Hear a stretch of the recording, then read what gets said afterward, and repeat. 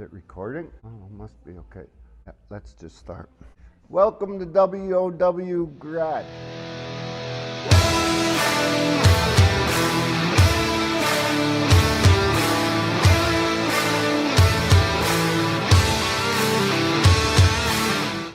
It's been, I don't know, what would you say, 37 bags of salt and vinegar ago since my last video. And that was a lot warmer than it was here. But this is the garage. So, my daughter Shayna, I'm sure you remember her.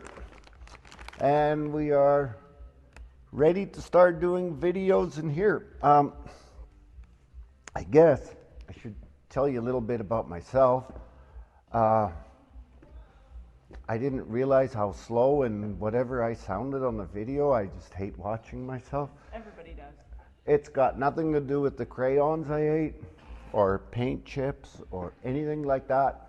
Like, not that a guy would, but anyways, we moved 1981. Mom and Dad moved. We're from Holland, the Netherlands. So we immigrated to Manitoba 1980, and we were in Manitoba till, oh boy, 2006. Yeah. We moved to Alberta to a place just over there, Haters, a little town near Provost, and we resided there for what, 2019, 2020? 2020 maybe, yeah. And then we bought an acreage here, which had a little shop, so it was perfect because I wasn't much for the city life. I didn't take mechanics or any of that stuff. I graduated in grade 10 and a half without honors. I mainly learned hands-on, and you know what, you learn every day. There's not a day goes by where you don't learn something. Always choose to listen, which I wasn't very good at, like when it came to laws and stuff. But when work came, yes, I did. I started out at a pig farmer, worked at a pig farmer for probably 2-3 years. It's very good. Built equipment, lots of welding. We always did weld at home. On the farmed with our family and then 3 brothers. We farmed together for quite some time, doing lots of our own fabricating and fixing and what have you. After that, I went to Prendeville, which is a wood treatment plant, was in Nipwa, and we did maintenance there and build equipment with my brother. He was the rocket man over there. He was building shit that he blueprinted in his head, and we just mainly followed along and built it. Please don't let that go to your head, Bert. I think I did 3 years of that, maybe, I'm not even sure. Then I went to a construction company, gravel, cement, and snow removal. So in the winters, I worked in the shop in maintenance with a character by the name of Hal Frowork. I used to call him Hal from work. And he was probably my mentor. I shouldn't say probably, he was such a patient man, and he always told me, don't get mad, just walk away, do whatever, and you know, whatever he said always worked. Thank you, Hal. If you see this or somebody sees him, let him know, because he is a great guy. After Kozak's, the gravel company, I went to home. I think that was the age of 19, maybe. Yeah, we started farming at home. We farmed and split up in 99, 2000, somewhere in there. I can't remember this shit. Then I worked in the shop by myself fixing stuff for people. Mainly a lot of semis, a lot of cars, wheelbarrows, grain shovels, golf carts, Whatever's on lawnmowers. wheels. Yeah, whatever's on wheels, which is, by the way, what W.O.W stands for, whatever's on wheels. 2006, I got a call from a fellow in Alberta to come here, and here we are. So I worked for a place in the oil field, was Winterhawk, met a lot of great people there, did a lot of work, built trucks, did whatever, quit in, I don't know when either. And when I went on my own, I worked with Kevin Jury. He was my partner. We worked together for quite some time. Grew too big too fast. Story of my life. So that ended. Then I'm working for a farmer now. Great family. Lives just down the road. So we do maintenance on all their equipment and do a lot of field work, combining, stuff like that. We'll probably show you some stuff along the way if it's okay with them. Great family, so every day we work there and then come here at nights and play, or not play, but do more work. But that's kind of the story on me. Shayna works with me. You did go to school. Dropped out. Just like my dad. Yeah, something to be proud of. Yes, our plan is for this episode, we'll introduce you to stuff we're working on. We'll give you a little shop tour and tell you what we're going to do and what we think of doing. And there's a lot of stuff coming up here right away. First one is a swap meet next weekend in Red Deer. Usually I tell the wife that I'm going there to sell stuff, make a little money, but I always come home with more. We break even. Yeah. Nothing gained, nothing lost. But, yeah, so that'll keep us going for now. Shop tour it is. I guess you guys have no choice. Hang on. Welcome. Come on in. Door doesn't shut good. There we go. So there we have booster cables and garbage and chains and stuff. Shift knob. Depends whose shift it is. Okay. Here we have Guido, the forklift. Big part of the club. And this is our running water.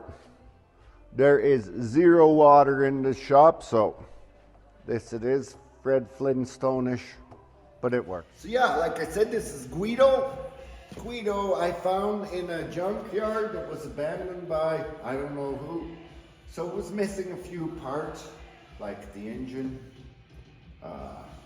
This was hit with a loader and it's missing panels here. So now Guido's happy to be alive, and I like it because I hate cherry pickers. This doesn't get stuck on a zip tie. A cherry picker will. So, mezzanine, keep engines up there, we'll go after. This is for pulling motors or whatever you want right here. Storage tools. Radio. This is a rotisserie, so I just take that out when I want. I just crank that jack to hold it in place, and I use these hoists to lift something in place, center it, hook it up. I haven't used it yet, I just built it, so that'll be next once we introduce you to Gertrude. He's the first one on the list.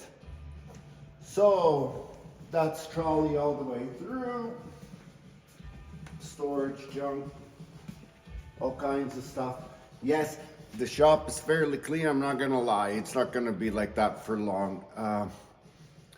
there was nothing in this shop. Shane will probably add pics in there later. We just kind of put it together over the last little bit, year and a half maybe, between work and this. So this is where I keep gaskets. I hate all the cardboard boxes.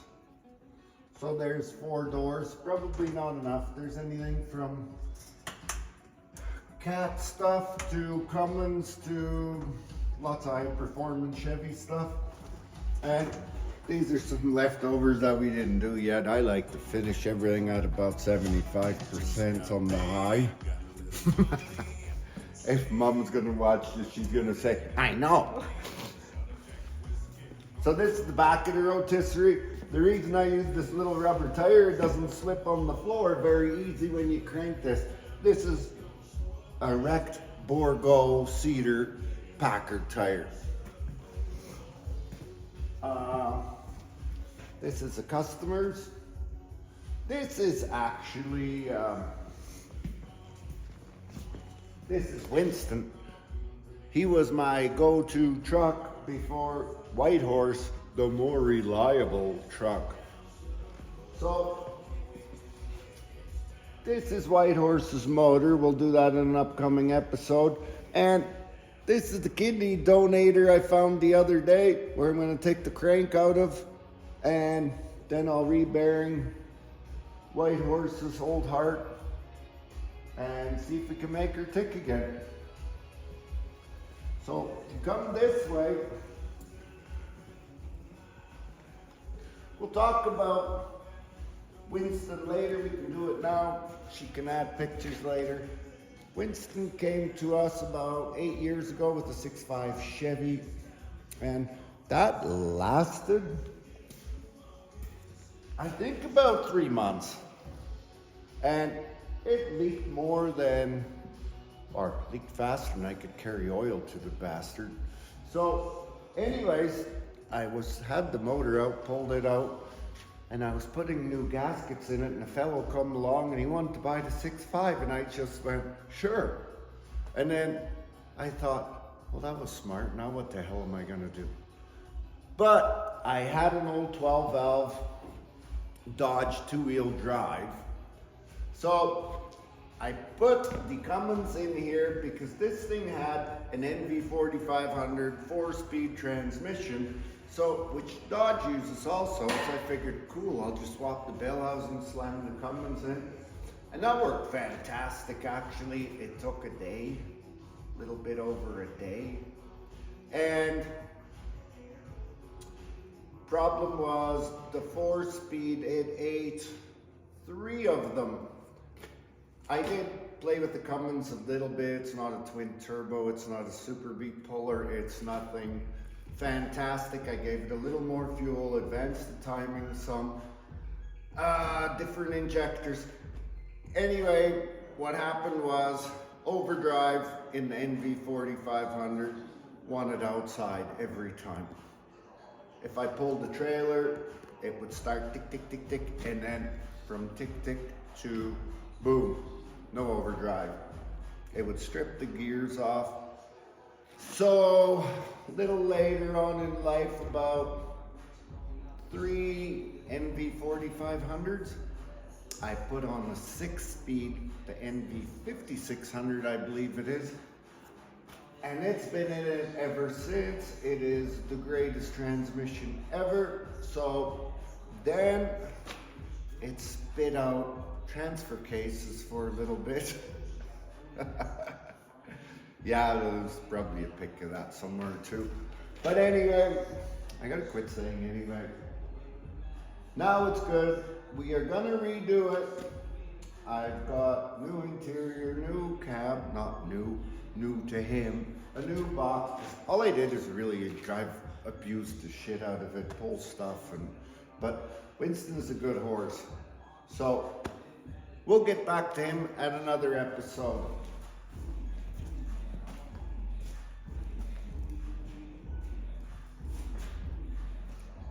So these down here are all parts for Gertrude, the 1950 Chevy. There's grills, fenders, box sides, interior parts, steering wheel.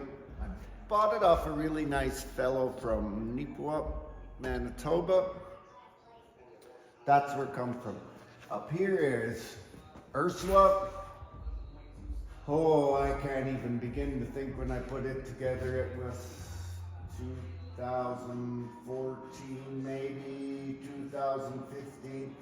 I bought the rail used out of the States, and I put in a 6-liter Chevy, which I stroked to 408 cubes, and then put a Vortex supercharger on it, which we'll get into that someday.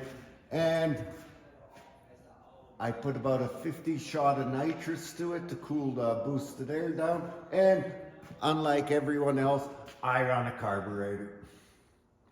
But we'll work with that too. Parts washer, specialty engine tools, engine stand. This engine stand's kind of weird, maybe, but it tilts down and goes up. I love this position for everything I do. I like putting the camshaft in from the top. I like putting the crankshaft in this way. And the pistons, it's a lot easier, I find. But you can do it however you like. Engine stands are engine stands, and I wanted something, you know, that you were comfortable in. So it's a little small block on here now, which we'll get to another day. 69 Camaro off of a guy in Lethbridge. Super nice guy. We'll get to that too. It's getting a 6.2 LS3, which came out of a Corvette, and the Corvette has quite a story too, because the rest of it is donated in other units around here, which we'll talk about later. Parts. These are attractive yet functional lights. If you look up here, the light is not on the phone, but it is a beautiful light, and it's not hard on the eyes. I really like it because it's nice to work with. This has a bad motor, it's a neighbor's, deal with that. This is the welder. Of course you know that. I'll just quit talking stupid. So we'll go upstairs. Parts room. We're going upstairs. This wasn't here, it's really tight, but whatever, it's storage. And it's a nice chimney pipe if you're cold. So I will put a little fridge up here someday and whatever, but I'll say that, but this probably won't happen. So I build a lot of motors, so I keep 10 million different lengths of push rods. Love them. These parts are mainly all spoke for engines behind us. We'll show you in a bit. Some transmissions, valve train components, blower. These are all big block Chevys. I kind of collect them maybe. Do you think I have a problem? Yes. Oh. Okay, so anyway, different intake. Anyways again. Oil pans, heads. There's Rodix heads in this one. Here is all projects that are started. Those are used, which I'm going to do something with. The back ones are 427s. The ZZ crate motors, actually. I found them used from some guy in, I don't know, $2.17. So here is, I think it's a 468, yes. This one is a tall deck out of the truck, which we'll talk about later. They're the greatest thing. It was a 427, and they're tall decks. We'll talk later. That's what the blower's for. I got big plans for it. It's going in my old Model T. This is an 8.1. That's the new 496. I just bought it because it was dirt cheap, and I kind of want to play with it later on in life, even though there's not much that agrees with it, but we'll get there. So here's an aluminum 5.7 that I bought many moons ago, and it was a stroker motor, so I just bought it for the crank and the connecting rods. It's your Compstar, had a Cali's crank, which is good stuff. Camshaft's not a big deal, keep lots of bearings in stock. Some Holley fuel injection stuff. Small block heads. Here's a big block Ford. Yes, I do Ford. Here's the heads for them, and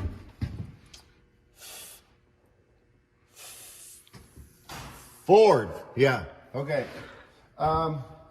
Here's an AMC below here, and a couple of small block Chevys. Here's some cranks. They're all forged and strokers, that's why I keep them. But we'll move on. So do we 1, 2, 3 it? 1, 2, 3.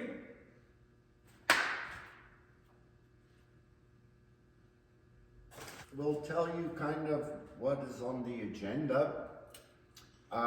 I can't remember, suffer from CRS, can't remember shit. So we wrote it down. I'm not gonna lie, I'm gonna practice this shit. There's too many projects. How are you supposed to know all? Well, you're leading on Gertrude's to start with. Okay, so you don't think we'll get screwed up on the list? No, I'll Okay. check them off. Nice. My brother phoned me and said, you would not believe the shape this thing is in. So I said, okay, so it's here now. He brought it here last summer, and I played with it a little bit. I was thinking small block it, or actually I was thinking Cummins maybe, and then I fired it up and it runs so bloody good that I think I went missing for 3 days because I was just driving around the area. But it's got the original 6, it's got 3 on the tree, it's a 5 window. Everything possible is here for it. I'm sure we're missing something, but I am against my own religion.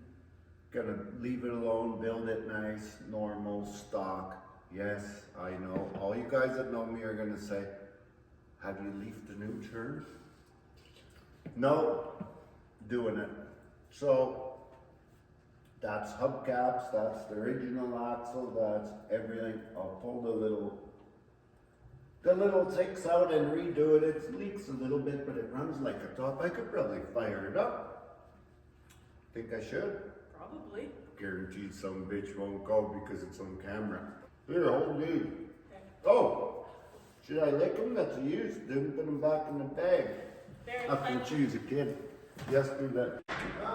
Maybe not. Yeah, but like solid effort. 1, 2, 3. What's next on the old agenda?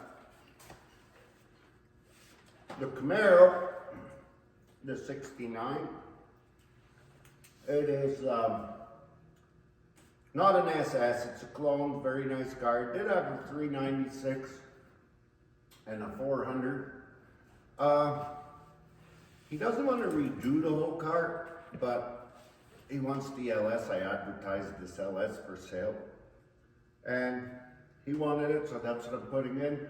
Doing some mods, making a nice driver with the 4L80. So the motor I had was a 6.2 out of a 2008 Corvette. Yep. You're drinking my Coke. That was my no. You son of a... Friends off.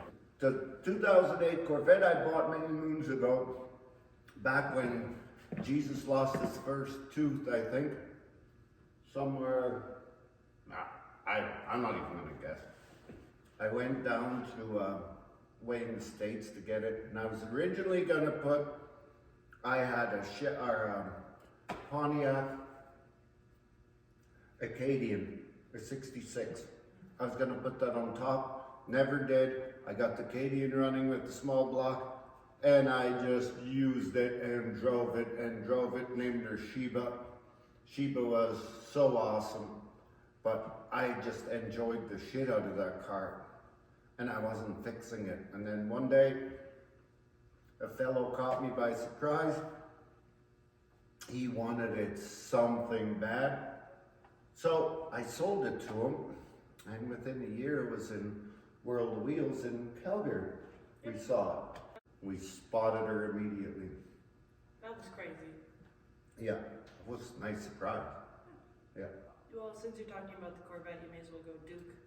Oh, so yes, Miles of Mayhem is coming here, which is, I don't even know that much about it, to be honest. It is 5 races and 1,000 miles. Or maybe more, I don't know. I'm sure someone's gonna correct me on this. So my friend entered me in it. He bugged me I should go, and I said I don't have nothing. And he said, well, if I enter you, you'll build something. So here we go. I have a 83, sorry, Chevy little short box truck. And a year ago, 2 years ago, I put the whole 2008 Corvette suspension below it. She'll add some pics. And it was a 6-speed, the Tremec 6-speed standard. And I actually put a 12-valve Cummins in front of it. That is the plan, was the plan. Just for Miles of Mayhem, I think I'm gonna take the 5.9 out, which nothing's even done. It's just like, It's just sitting there. it's just sitting there. The frame chassis is about 70% done, maybe. I'll have to ask my wife. And I'm gonna pull the motor out of Ursula, the dragster, because it is such a nice running motor, and put it in that little short box. And that's my plan for Miles of Mayhem. But we don't have to start that for quite a while, because I don't think it's still July. Yeah, so we should start June. At least 2 nights before. Yes. Winston, we kind of talked about.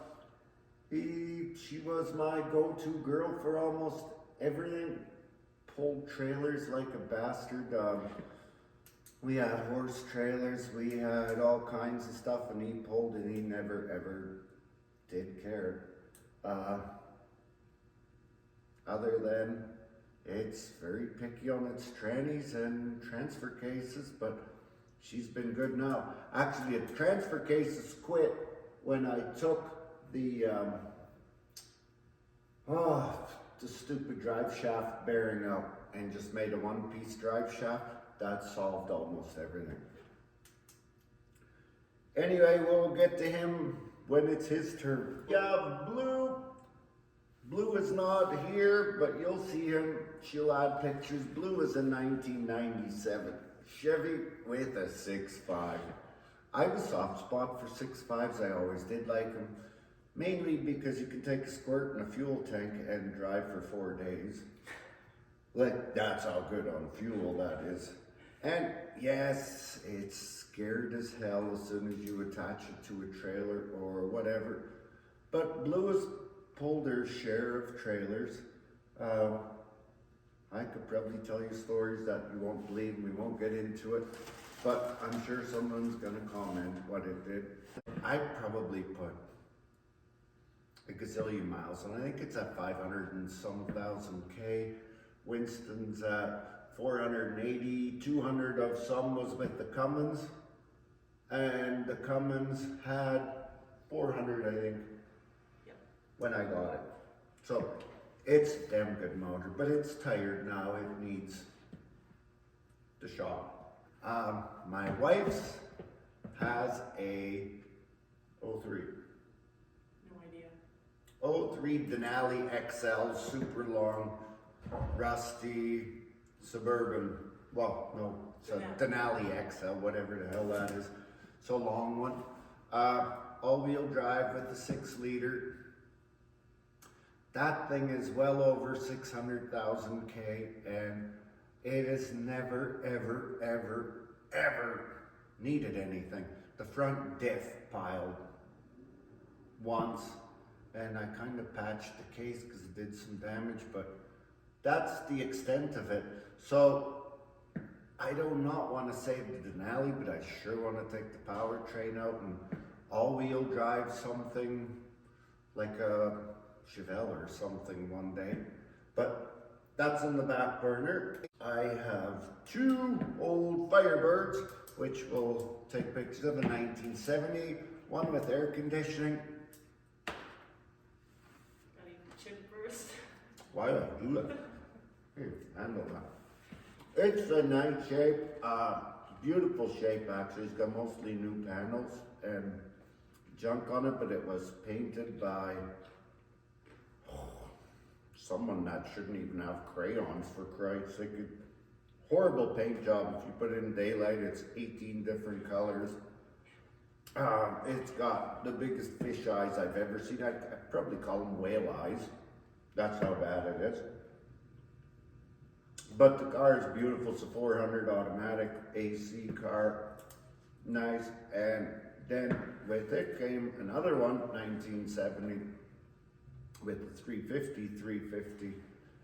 And I have most of the panels for it, so we'll deal with that at one point.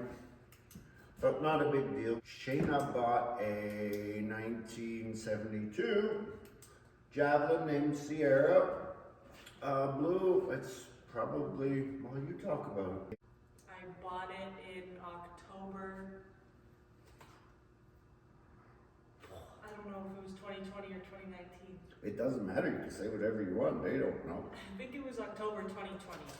Yeah? I bought it in Edgerton, didn't have my driver's license yet, so that was good. Bought it home and had to park it immediately because it was winter, so that also sucked. Then the spring came and Dad and I started pulling it apart because the motor underneath it looked terrible. It was butt ugly. The car What was was it? gorgeous. Getting there. Oh, But as we started finicking with it, it also had a terrible exhaust. So Dad wanted to make the exhaust sound a little nicer because it came with that stock, tiny little pipes coming out the back, and it just, spaghetti pipe. yeah, it was gross. I think a McDonald's milkshake straw is bigger. I know. Okay, go ahead. It was bad. But as we started tearing it apart, Dad started to notice that something wasn't adding up. And sure enough, we crawled underneath, and I bought it with a 304 instead of the 360 it was supposed to come with. So that was kind of disheartening, but we called the guy. It turns out he had a 71 Javelin that was all torn apart, a 401, and 2 other 360s. So of course, we came back with everything. So now we have a 71 as well. My car got one of the newer 360s, and we still have the 304, the older 360, and the 401 sitting here. I think you've seen it upstairs. The 360 is her, she's getting another 360. The 360 you put in is dead stock, other than we put a 4-barrel Performer intake on it and an Edelbrock little carb. Yeah. Little 600. Runs beautiful. It's actually not terrible for power, like it's pretty decent. But I redid the 360 upstairs, which has the better heads with adjustable valve train. Put a bit of a camshaft in it, ported the heads a little bit. It's not done, it's at 70%. Anyway, we'll get to it later on. Will show us building it, and we'll put it in and then take hers out and sell the original.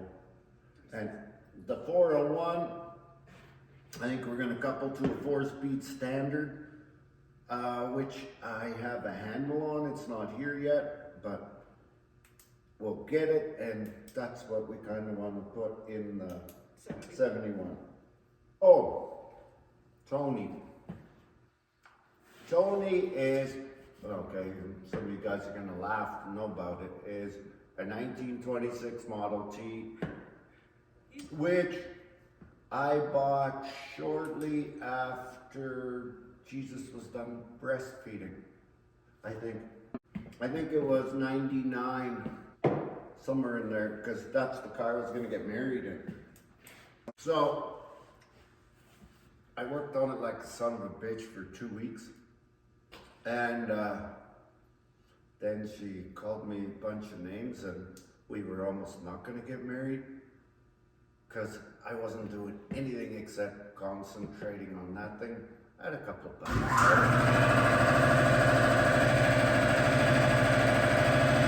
You'll probably notice my bald spot. That is actually not a bald spot. I found over the last few years, like I'm growing. Oh. Right? Like Too fast. I put an addition on my house here. Yeah. And then I quit because I was happy with the addition, and then I started growing right through my hair. Unbelievable. That's crazy. I think that happened to somebody else too. Yes, yeah. It's a rare condition though. Yeah, it is. Yeah. So that takes care of that. Where were we? Tony. So I decided to not do it anymore. I was to the stage, I had a big block Chevy in it, a 4-speed standard, because the whole world was building Model A's, and I wanted a Model T. Everyone put small block Chevy in auto, so I wanted the big block and the standard. Gotta be different. Gotta be different. So over the years, the big block went to somebody. I think it's in a dragster, believe it or not. It was a 468. I think it grew up to be a 496. Yep.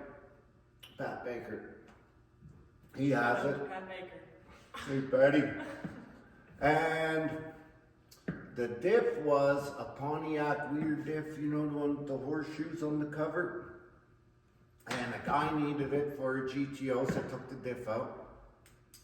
It went, and it had a Ford Warner Super D10, 4-speed, which somebody also needed, gone. Then we moved, loaded it up, and did absolutely nothing with it. Except maybe moved it 15 times from one spot to another spot. Been on display a few times. Yes. Yeah. Always indoors though, the old girl. So 3 years, maybe 4 years ago, I bought a set of tires because I knew it wanted it. And the truck, big block we talked about earlier, that's what's going in him, and the blower, because those cars suit blowers. A naked motor, just great. So I am going to finish it on Friday. I'm not telling you which Friday. Could be any Friday. You have to finish it before his 100-year birthday. Yeah. So you got 3 years Yeah. to take care of Tony. Yeah. Okay, deal. Daily stuff we use here is, I have a little John Deere tractor. It's a 2120, which means nothing to anybody. I don't know if I have pictures of it. Maybe not. Anyway, the first thing I did is, it's got a little 3-cylinder, it's loud, but I put a turbo on it because why wouldn't you? You have to. So, and I put it on big combine tires, kind of cool. Haven't finished it. It's at, what, 70%. So, it doesn't have a 3-point-H, which is a drawback. When we grew up, we had little David Browns in Europe, the Netherlands to be exact. And I always wanted one back because that's the first tractor I drove. So a few years ago, I found a 990 David Brown from a buddy of mine, and I got it, and we name it Davey. Davey's in charge of tilling, mowing. He's a good universal little candidate, except the hood's in terrible shape, so one day, some episode, somewhere, the wrong place and the wrong time, Way in the future. We'll do them. Big John. Big John. Big John is a wheel loader. Why the hell do we have a wheel loader? This yard used to be, the guy used to collect steel and batteries and God knows what else. yes, I found stuff I'm pretty sure was on like the space shuttle. And I think I even seen parts of Jesus's first cradle. Yes. I bet he lived here. Could have. One doesn't know. It was way before her time. So, I can afford to pay $17.6 million to get all this shit hauled out and buried. So, what I did was, I bought the wheel loader because it was injured. Instead of like, what is that, rescue dogs? No. Fur babies. Whatever. Babies. The rescue dogs. Shelter. Yeah. Yeah. I buy rescue equipment. You know, like Big John was missing a loader arm. It was actually sheared off. She'll attach pictures. So I bought it at an auction sale and fixed it up and buried all the stuff with it. This year we got a record amount of snow, so the big son bitch moved a lot of snow. Yeah. Me and her spent a lot of time together. Yeah, she's probably not happy about that. She loves me. Oh, She told me she doesn't like you anymore. okay, yeah. Yeah. So anyway, you'll see him. He's handy as hell because if you think he can't move it, he will. So the turd, the big rolling turd, is a motorhome I bought. Oh God, why is this also? Old. Oh, it's just like burning my brain out. A long time ago. We ended up not using it as much. My wife wants a slide. It doesn't have a slide, but it's pretty cool. But we're gonna fix it up because it is a beautiful, beautiful motorhome for its day. It's a Ford Travel, which I don't know if you guys heard of that, but it's made in the States. They're pretty cool. They're kind of like the States, what do you call them, silver little campers?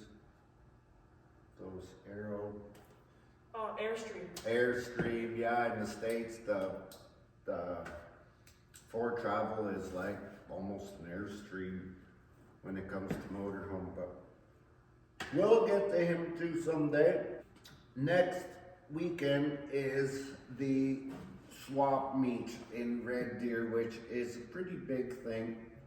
So we have 5 days. It's Monday today. Oh shit, we got 4 days. I want to put a couple small blocks together, so we'll video that for next episode, and then we will put a small video of the swap meet and maybe some negotiating. Who knows what the hell's gonna happen? So Tuesday the 4th, the swap meet video will be up. Yeah, but there's no telling because I don't try to plan too much because nothing ever works out anyways. 70% At the high. at the high. At the high. Okay, so we'll include a bunch of little family shots, I guess. We do a lot of our own building, Pretty much all of your own building. modifying. There'll be little pics in that, and this summer I hope to add to that in the shop. I'm hoping 12 feet I want to add and bring in water, and then like the toilet. That'd be cool. Yeah, and then I want to open this whole area up because I hate using actual shop space for storage. Yeah, so needless to say, that's what the tent is for. There's a lot of shit in there. You've probably seen it or will see it. I think she'll attach a video to that. But yeah, don't be afraid to comment and let me know what you want to see or do first. First things first. Who you're most excited for? Yeah, there's a couple of Cummins things we're gonna do too yet, but I'm not gonna bore you with all that shit, and it'll all change because 20,000 things will interfere at nights. You'll see it. Do a lot of engine builds for people in the area and people further away, so they come and go. There's no agenda for that stuff, but it'll be interesting because you never know what the hell comes through the door. So maybe it's kind of a boring episode, but I kind of want to introduce you to all the shit we kind of got going on, and if you got thoughts, then let us know. The priority in some of the stuff is the swap meet for sure, and then we have to start working on Old Duke at some point, but right now it's outside below about 8 feet of snow. You can't even see him. You can't even see it. And if I dig it out, I'll just have to fix more and more. Oh, like the dent you already put in it? That could have been anybody. Anybody with a backhoe. This is, you don't know random people driving around with backhoes and, yeah. It's like crazy tough cap. Whatever. What else is pressing? Oh, I have a 6-liter where all the fluids jumped the fence for a friend of mine, which I gotta do. We can make a short little episode of that if people like. And I do want to do a 6.5 in the near future because I have a red and silver truck. Like blue. Yeah, yep, a regular cab long box, 3/4 ton. And I kind of want to do, so I'll show you some tricks with the 6.5. You probably know them, but if not, I'm going to show you anyways. You don't have a choice. Yeah, that's it. Thank you for watching, and we'll see you next week. Tuesday. Woo! Woo! Whoa!